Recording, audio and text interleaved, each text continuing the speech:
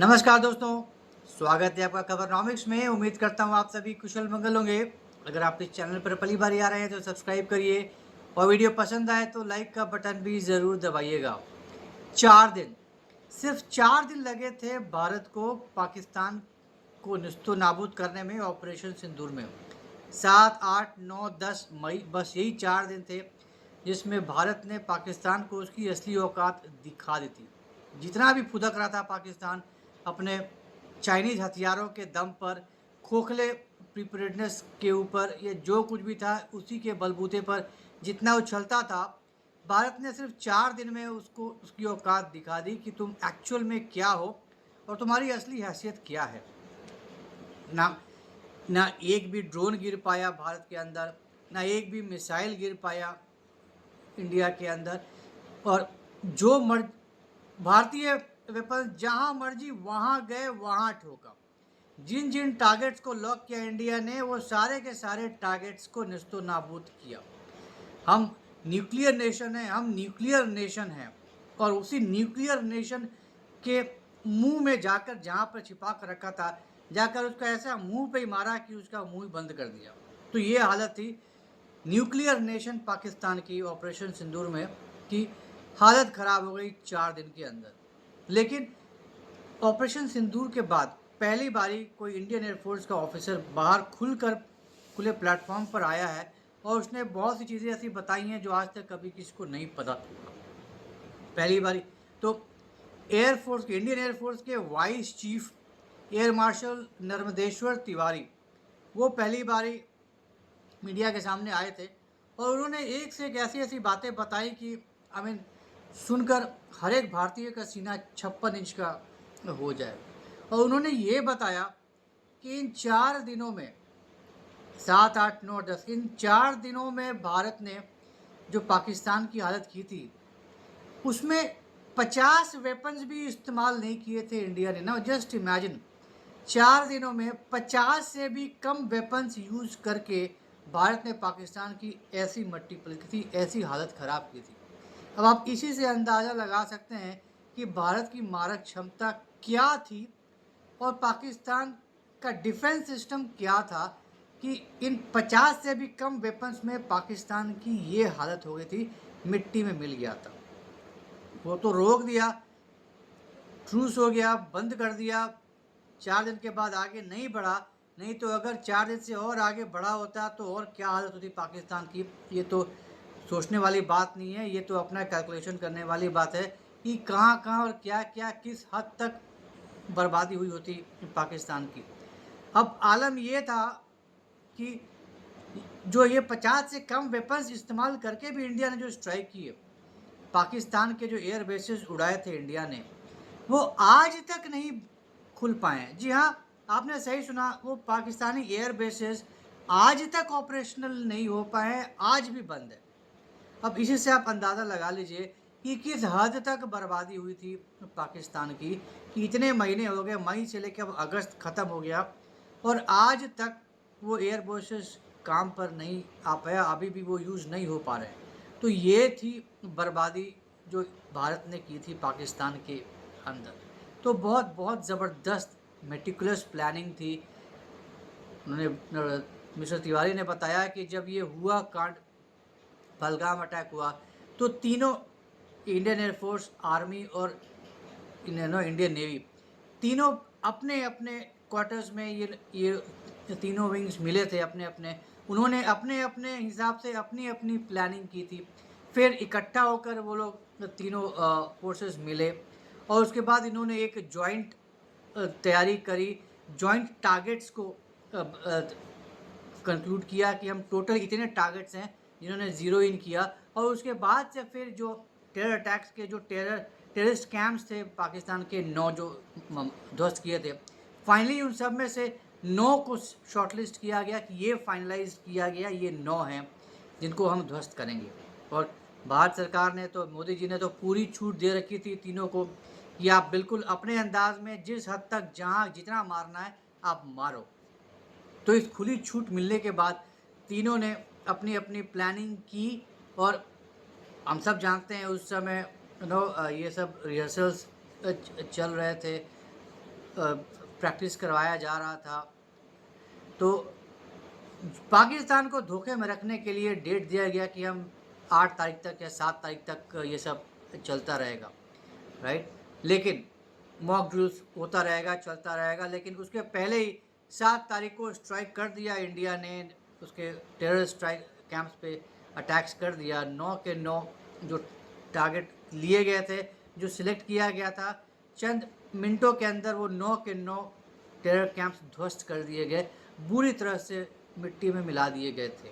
तो ये था इंडिया का प्रिसीजन स्ट्राइक, एक भी स्ट्राइक नहीं चूका और ये हालत हो गई थी। तो बहुत ही ज़्यादा मेहनत लगती है इस तरह की प्लानिंग में, बहुत ज़्यादा किया था।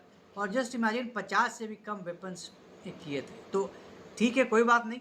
और सारे मैक्सिमम जितने भी ऑल पॉसिबल ऑप्शंस थे सबको एक्सप्लोर किया गया था, डिस्कस किया गया था, और फिर टैक्टिकल प्लानिंग की थी। और फिर 29 अप्रैल से ही ये सारा का सारा प्लानिंग सब शुरू कर दिया गया था। और फिर फाइनली जाकर 5 मई का 6 तारीख का 5 तारीख को ये फाइनलाइज हुआ और 6 से अटैक्स होना शुरू हो गया, राइट। तो बहुत ये डिसाइड किया गया था कि जो भी स्ट्राइक होगा बहुत ही धांसू होगा, बहुत ही तगड़ा स्ट्राइक होगा, and the message had to be strong and visible.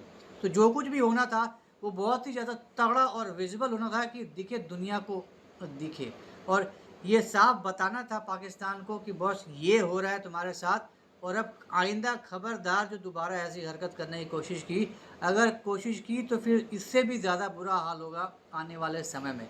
तो तीनों फोर्सेस फुल कन्वेंशनल कॉन्फ्लिक्ट के लिए भी तैयार थे। ये तो था कि इंडिया ने स्ट्राइक किया पहली बार, पहला स्ट्राइक तो इंडिया नहीं किया था, राइट। 7, 8, 9, 10 तो 7 तारीख को पहला स्ट्राइक किया था इंडिया ने। लेकिन तीनों forces full fledged conventional conflict के लिए भी तैयार थे कि अगर पाकिस्तान रिटेलिएट करता है, अगर पाकिस्तान की तरफ से जवाबी कार्रवाई होती है, अगर उन्होंने भी शुरुआत कर दिया अटैक्स के, तो तीनों फोर्सेस पूरी तरह से तैयार थे फुल फ्लेजेड, फुल स्केल में कन्वेंशनल कॉन्फ्लिक्ट के लिए भी थे। तो रिटेलिएट करने के लिए पूरी तरह से इंडिया तैयार था, और हुआ भी। पाकिस्तान ने स्टार्ट किया, ड्रोन्स अटैक किए थे, धड़ाधड़ मारना शुरू कर दिया था ड्रोन्स, मिसाइल भी मारा था फतेह, जो कि निस्तो नाबूद कर दिया गया था। चाइना से लिए हुआ PL-15 वो मिसाइल भी मारा गया था, वो बिना फटे ही आकर गिर गया था। तो ये सब कांड हुआ, कुछ एक रत्ती भर भी बर्बादी नहीं हुई इंडिया की, हालांकि कुछ जेट्स गिरे थे, बाद में ये सब बातें निकल कर आई थी। लेकिन जिस हिसाब से पाकिस्तान के अंदर बर्बादी हुई, जिस तरीके से पाकिस्तान निस्तो नाबूद हुआ इन 4 दिनों में, that was the result of A meticulous planning done by all the 3 wings of armed forces, Indian navy, Indian air force और आर्मी। तीनों ने ज़बरदस्त प्लानिंग की थी, ज़बरदस्त कोऑर्डिनेशन था। हालांकि एक ही अफसोस रह गया कि इंडियन नेवी को मौका नहीं मिल पाया, और इंडियन नेवी ने इंडियन गवर्नमेंट को ब्लेम भी किया है कि इंडियन गवर्नमेंट की वजह से सरकार ने ऑर्डर नहीं किया था, अलाउ नहीं किया, इसलिए हम नहीं स्ट्राइक कर पाए। नहीं तो इंडियन नेवी पूरी तरह से तैयार थी स्ट्राइक करके पाकिस्तानी नेवल बेस को बर्बाद करने के लिए। और डर का आलम ये था पाकिस्तान का कि सारे के सारे जो जहाज़ थे पाकिस्तान नेवी के, वो चुपचाप जाकर डॉक में छिपे हुए थे, कोई हरकत नहीं थी, चुपचाप थी कि भाई मत छेड़ो, इंडियन नेवी को मत छेड़ो, अगर छेड़े तो गड़बड़ हो जाएगा, चुपचाप बैठे रहो। हो सकता है शायद इंडियन नेवी हमारी कोई हरकत ना हो ये देख के शायद अटैक ना करे, और उनका ये प्लानिंग सफल रहा, इंडियन नेवी की तरफ से कोई अटैक नहीं हुआ, तो पाकिस्तानी नेवी तो बच गई, कोई बर्बादी नहीं हुई, निस्तो नाबूद होने से बच गई। और ये बहुत बड़ा सेविंग ग्रेस था पाकिस्तान के लिए कि ये पार्ट पाकिस्तान का बच गया था, नेवल पार्ट बच गया था। अदरवाइज जो बाकी जो हरकतें की थी पाकिस्तान ने, जितने भी ड्रोन्स चलाए, जितने भी मिसाइल्स चलाए, जितने भी कोशिशें की, वो सारे के सारे नाकाम हो गए, सबको भारत ने नाकाम कर दिया, एक भी ड्रोन नहीं गिर पाया, एक भी मिसाइल नहीं गिर पाया। तो ये 4 दिन पाकिस्तान को सबक सिखाने के लिए काफ़ी थे इंडिया की तरफ से, और ये संदेश, कड़ा संदेश चला गया पाकिस्तान को कि अगर फिर से दोबारा ऐसी हरकत करने की कोशिश की तो इस बार जो होगा वो फिर पाकिस्तान को शायद 100 साल पीछे ले जाए, फिर इसके बाद खड़ा होने लायक नहीं बचेगा पाकिस्तान। लेकिन पाकिस्तान तो पाकिस्तान है, नहीं मानेगा और नहीं माना है, और अब और नई जोश के साथ, नई हिम्मत के साथ और जुट गया है तैयारी में, और भी तरह तरह के नए एडवांस्ड वेपन्स एक्वायर करने में लगा हुआ है। अब चाइना भी अपना और ज़्यादा एडवांस्ड वेपन्स दे रहा है, टर्की भी अब अपना और ज़्यादा एडवांस्ड वेपन्स दे रहा है पाकिस्तान को, क्योंकि इनके लिए तो बढ़िया है, इनके हथियार बिकने का एक बहुत बड़ा बाजार है पाकिस्तान। उनको तो अपने हथियार बेचने पैसा अभी नहीं मिलेगा, आज नहीं कल तो मिल ही जाएगा।